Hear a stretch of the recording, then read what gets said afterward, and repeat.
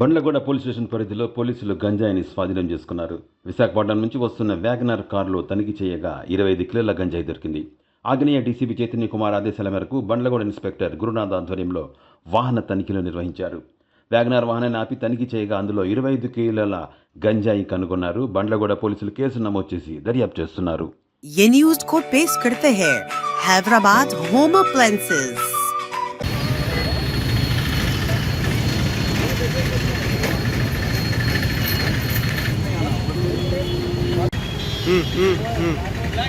मेरा फोन काम नहीं कर रहा है।